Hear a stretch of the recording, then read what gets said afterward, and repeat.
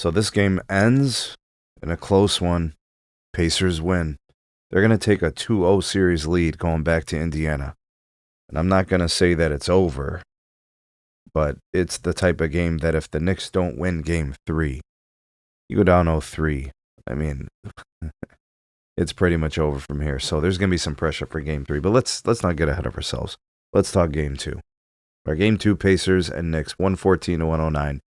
It came down to basically the last couple of possessions. I'm going to tell you guys what I saw and drop me some comments. Let me know what you saw when you're watching the game. All right, first of all, the New York Knicks not really shooting very well for certain stretches.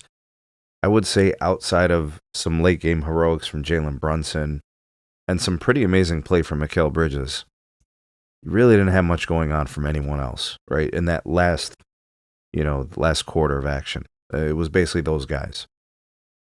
I would also kind of say that one of the most important elements to this game, what I think decided the game, was actually the fast break points in crucial moments in the game, in which the Pacers got a defensive rebound and then just threw the ball down the court and got fast break points easy because the Knicks weren't able to get back.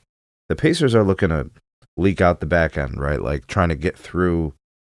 Once they get the rebound, they're off to the races. Like Siakam kind of snuck out and, pushed to the other end, and they were able to get an outlet pass, and it was an easy dunk or 2 points or whatever.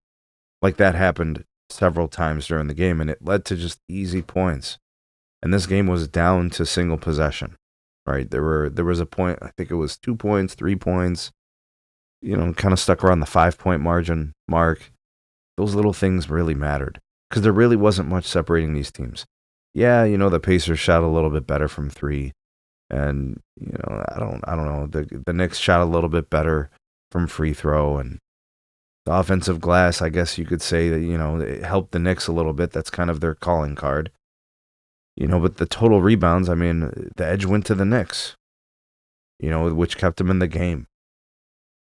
So it's such a small margin of error for the Knicks.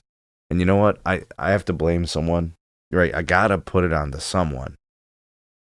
And I'm going to get to that in a second. All right, from the box score, Pascal Siakam was absolutely phenomenal. He was insanely good. All right, he was giving you the defensive effort, rebounds. He was very good offensively, 3 of 5 from 3. Very good. Gave you some volume tonight, 15 to 23. Nesmith gave you 12 points, hit some clutch free throws. Miles Turner, some timely buckets. Halliburton was very quiet. He didn't have an explosive game or anything like that, but he was dishing, finding his teammates. 10 points off the bench for McConnell. But it's situational. This is what makes this Pacers team special. It's the fourth quarter.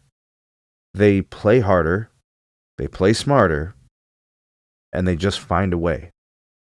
Meanwhile, the Knicks have been the opposite. In those really crucial moments, they're unable to connect the dots. Mikal Bridges was fantastic, especially in the fourth. Jalen Brunson, the late game heroics, right, keeping the Knicks in it. He had 11 assists, 36 points. Josh Hart didn't give you much. Mitchell Robinson looks like he was kind of limited, got injured. Like the guys, I think the supplemental guys for the Knicks did enough. Karl Anthony Towns. I want to talk about Cat. Cat's the only guy that really is 100% accountable for this loss. I'm going to tell you guys why. I know he had 20 points, and I know that he's a really important offensive threat for them. He really is, just walks into these threes and he hits them from 25, 26 feet like it's easy. But he doesn't do the things that you're supposed to do when you're a 7-foot big. His defensive effort is awful. He tries, but he's just awful at defending. Out of position, guys are cooking him.